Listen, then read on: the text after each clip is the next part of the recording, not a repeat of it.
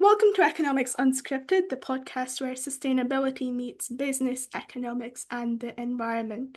I'm Laavanya Varadarajan from the Adam Smith Business School's Responsible and Sustainable Management Steering Group, and this series explores real-world insights at the intersection of people, planet, and profit. Today's episode, a dialogue between an economist and Earth, is a bit different. It's about what happens when two disciplines start a conversation they don't usually have. My guest today is Blythe Kaddour, a student geoscientist at the University of Glasgow and a sustainability consultant at Maruna. Welcome to the show, Blythe. Thank you. I'm very happy to be here. Right. Just to start us off, would you like to introduce yourself and your background? Sure. So my name's Blythe Kaddour, and I'm a fourth year Geosciences student at the University of Glasgow. I'm very grateful to be here in the Adam Smith Business School because I don't get to come over to this school very often. So it's nice to see the business school students and what they're doing to promote sustainability from different points of views. Personally, I'm half Lebanese, half Scottish, but I was raised in the UAE. And so a lot of that helped fuel the fire to looking at sustainability through a different lens and understanding the applicability of sustainability through a scientific lens as well as a social lens. So I work as a sustainability consultant at Maruna, which is a UAE-based company that works with developments that are ongoing in the UAE and Lebanon and sees how they can be more sustainable during the process of development, both pre and post.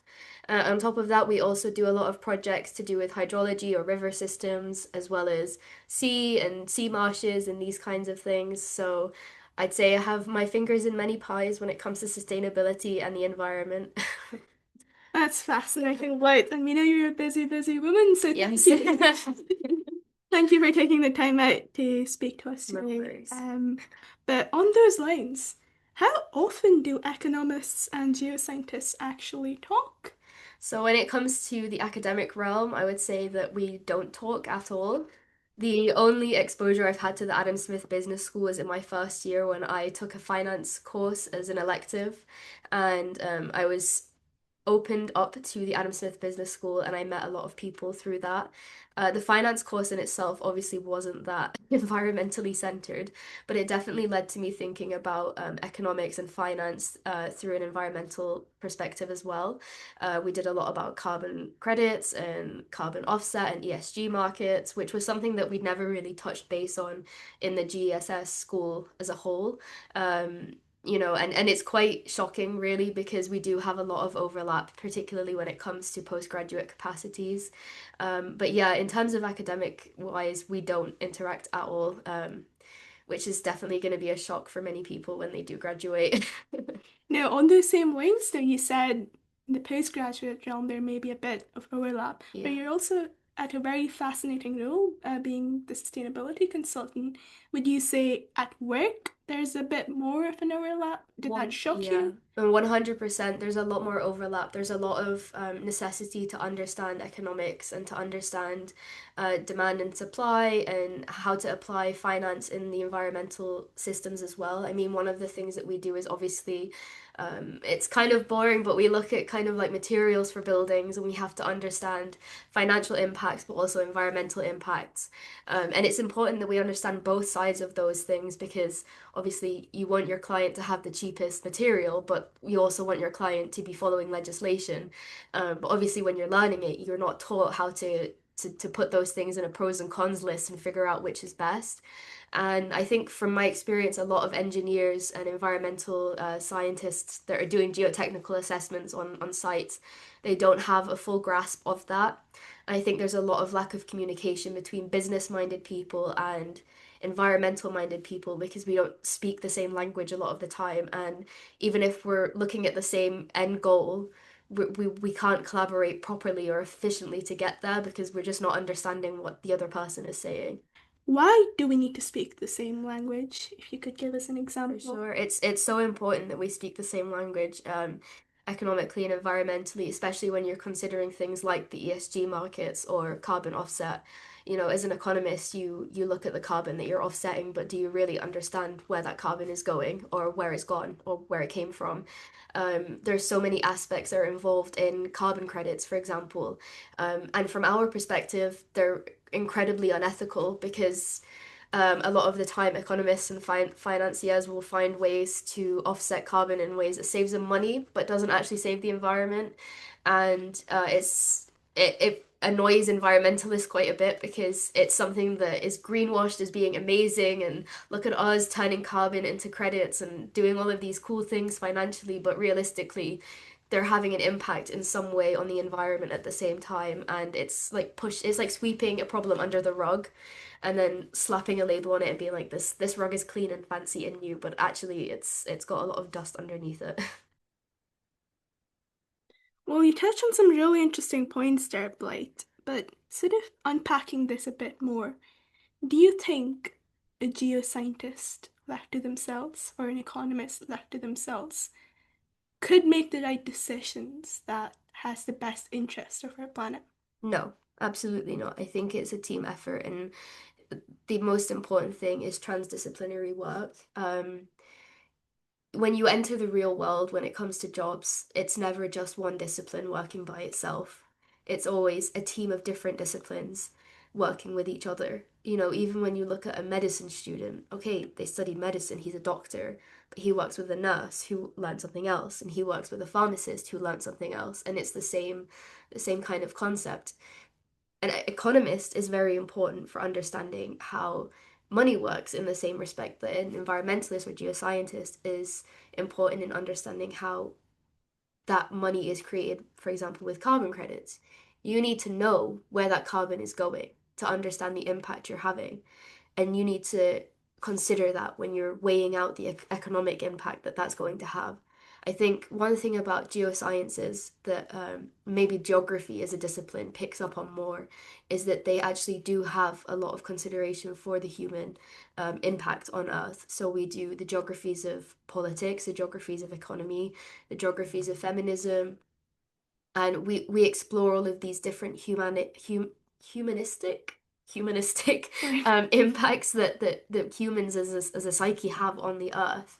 But I think it's important that it's not just kept to one school. Geography and earth sciences as a school should not be the only ones that learn about these impacts. When you're having economic students looking at the environment, they should also get the opportunity to sit in lectures that look at the geographies of their economy and the impacts on the geographical impacts that they can have as well. Yeah, and I think that brings a very interesting perspective as with their science, they can add innovation to better enhance our overall understanding. And through such transdisciplinary work across disciplines in the real world, I think that's when we get the complete picture, Hmm. acknowledging Earth as an active participant in these decisions rather than just addressing symptoms. Would you Definitely. say got Yeah, that right? definitely, Yeah. definitely. Well, all of this sounds great, but how do you do this in the real world? If you could talk us through your examples or opportunities. I think going forward, it's important for people to broaden their horizons and not limit themselves to what they think they're capable of and recognize that they can be capable of more than that and to ameliorate their own knowledge set. Again, with doctors, they never stop learning. Every day is a learning curve for them. A new disease is created, a new infection is founded, a new medicine is made. But and people think that that is specific just for medicine, but it's for every discipline.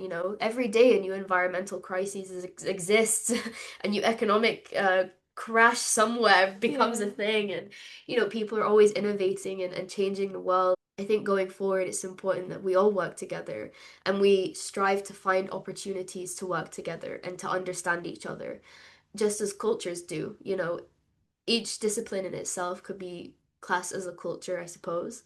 We have our own weird ways of learning and our own little topics and things that we worship, I suppose. And it's the same. We should be teaching that to each other rather than keeping it to ourselves. It's a very interesting way to say that in itself, and I'm almost starting to question if we're the ones that have created disciplines and if it's all just the quest to seek knowledge Mm. for whatever purpose. But Underlying this quest, what are values that you think undermine successful transdisciplinary collaboration? Undermine it. I think values that undermine it are is the ego, number one. Wanting to be the best in your own discipline in a little box. And you know, you can read every textbook of be amazing at reading the stock markets and predicting crashes, but realistically, what is causing those crashes is also is just as important to understand. And many times that's social or environmental. It's not just an economic crash.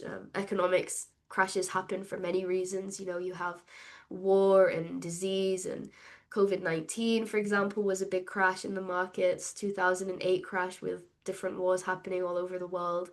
And these are things that we look at, and the crashes not only have economic impact, they also have environmental impact because they impact carbon. So two of the biggest carbon declines in most recent history happened in 2008 and 2020. What happened in 2008? The financial crisis. The financial crisis. What happened in 2020? COVID-19. COVID-19.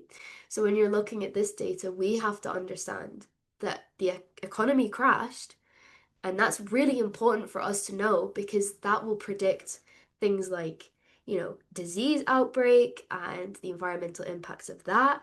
And it also helps us to understand carbon changing and shifts in the environment, sea level going up and down, because these are anomalies for us. Because realistically, sea levels will continue to rise. Climate change is inevitable. It's gonna happen. It's cyclical.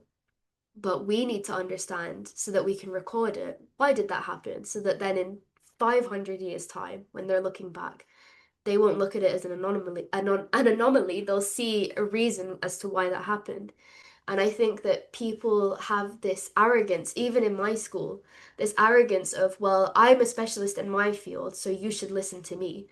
But you know, to be arrogant on something like that is to be naive, because you have to be willing to understand and learn from another discipline to know your own discipline and its true veracity. Yeah, I think ego and arrogance are sort of big Yes, roadblocks, and definitely. the ego and arrogance almost seem to create something of an echo chamber, Yes, which can be destructive yes, to definitely. our planet. And Definitely. I think You see that in politicians as well. Those two characteristics are usually what is the downfall of politics, and causes war or famine or environmental collapse, because they're egotistical and they have too much arrogance on their head because they are not willing to listen to the other party. They're not willing to understand different perspectives. They're not transdisciplinary. and I think the key word there is listen. Exactly, listen. There's Exactly. so much speaking.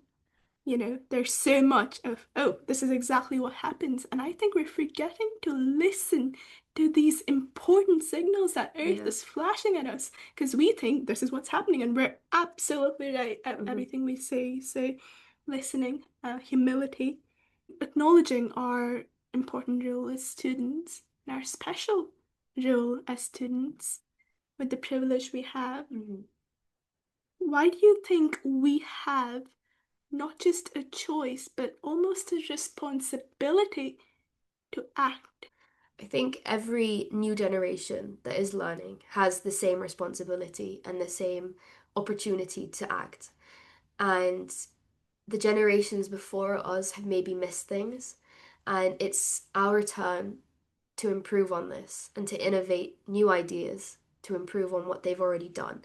And it's not to say that there aren't things that are good. You have the SDGs, which formerly were the M MDGs. The Millennium Development Yeah, Goals. MDGs. The MDGs are very different from the SDGs, but they helped us to develop the SDGs. And that was economists, environmentalists, and many other disciplines that created what is fundamental to almost every discipline in the school. We'll talk about SDGs. And, you know, that's not to discredit MDGs, but it's to show that with new generations comes new improvements and new innovations. And it's important for us because we're on the ground, our feet are on the ground, we live in the real world. None of us have made a name for ourselves yet, none of us live in the luxury of a politician or a lawyer yet, so we understand the economic impact that political decisions have on us.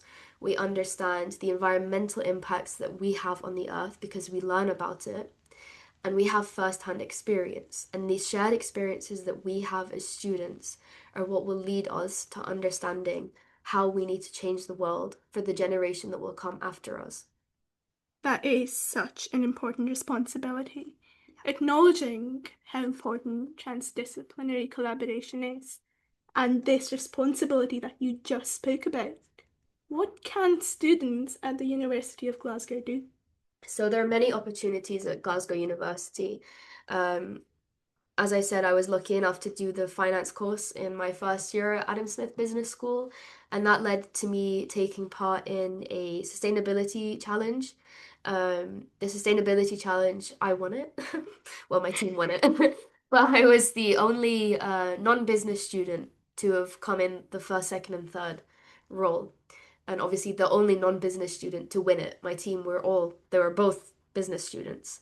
And we learned a lot from each other in that experience. I learned about how to think from a financial and economic standpoint when you're presenting to a client like the council so that they buy your idea. And they learned the importance of scientific understanding and knowledge when presenting an idea to a client.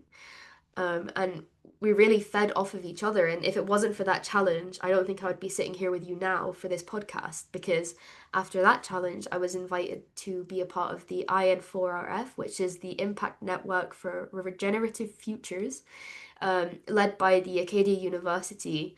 And it has many members from all over the world. And that has really allowed me and the people that I work with, one being Laavanya, um, to understand what other universities are doing, their experiences, and what they understand from environmental and economic standpoints, and how we all understand our responsibility. And although it can be overwhelming, it's nice to see that, sometimes you get caught in your bubble, you think that the university you're in is the only university to exist.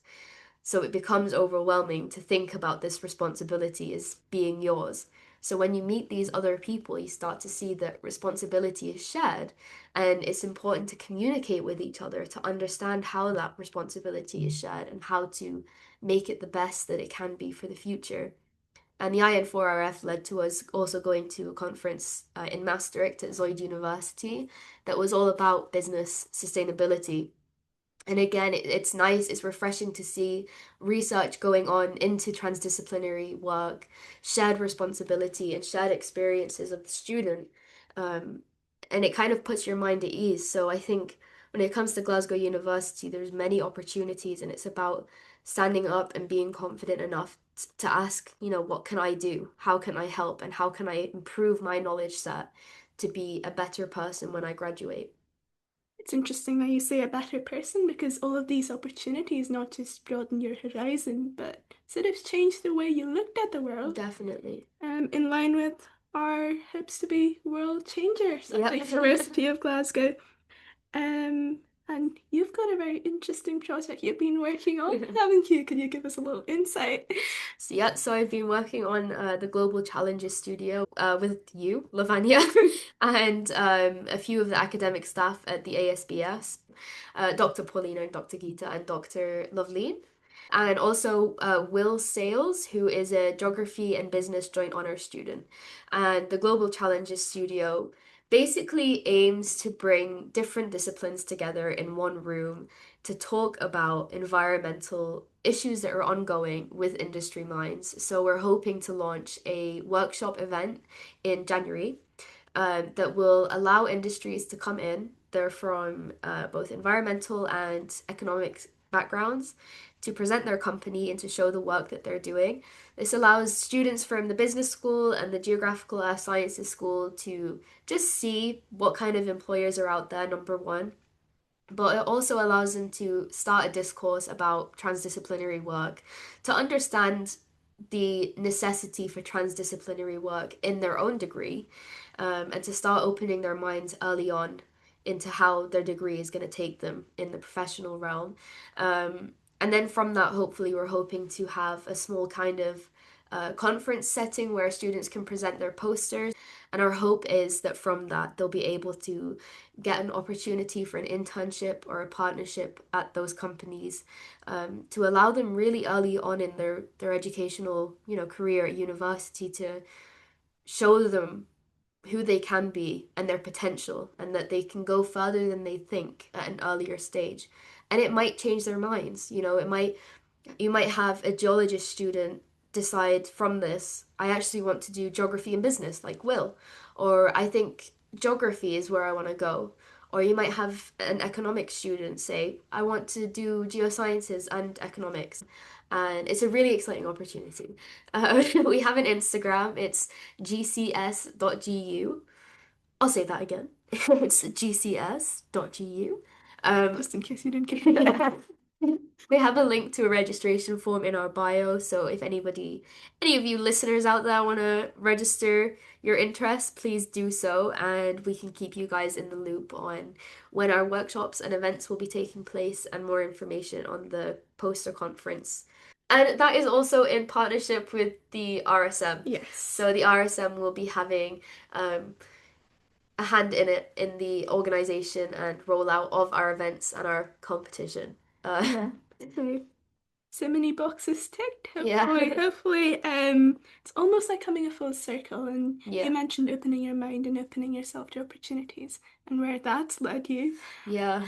And so it's fascinating to hear that from your perspective. Like, thank you so much for sharing your experiences. No worries. And hopefully, it's just the start of a dialogue between economics and the earth.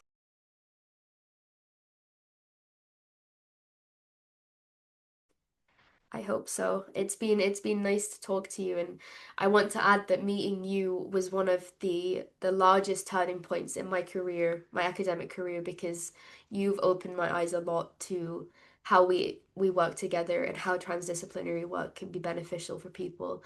And if it wasn't for the business school and the opportunities that I was given, I would have a completely different outlook on my degree as it is now. So thank you as well. Thank you for saying that. And I hope you say that in 20 years when you're like a leader of some world council or something. But just to finish up on a lighter note, on the spot, Okay. Oh God. what's your question for the next speaker? For the next speaker, God, why would you do this? Can be about bins if you'd like. Bins? You got a problem with your bins? With my bins? No. Okay. With my waste bin? Yeah. Like people removing my waste? Yeah. Do I have a problem? Yeah, I actually do. Where is the glass bin at? That's what I want to know. Why do I have to walk all the way to Kelvin Bridge subway station? Where are the glass bins at? Will you promise you to recycle more if you got your glass bin? Honestly, yes. Okay. Because right now I am not exerting the energy to walk to Kelvin Bridge subway station just to get rid of some glass. And that breaks my heart a little bit. Okay. I'll make sure that goes to the right person. And Yeah. there's some people very passionate about it from RSM. Sort these segregated bins out, honestly. Okay. Well, thank you. Thank you very much, Blythe. I Thank hope, you. again, like I said, it's the start of a conversation Definitely. for listening to Earth.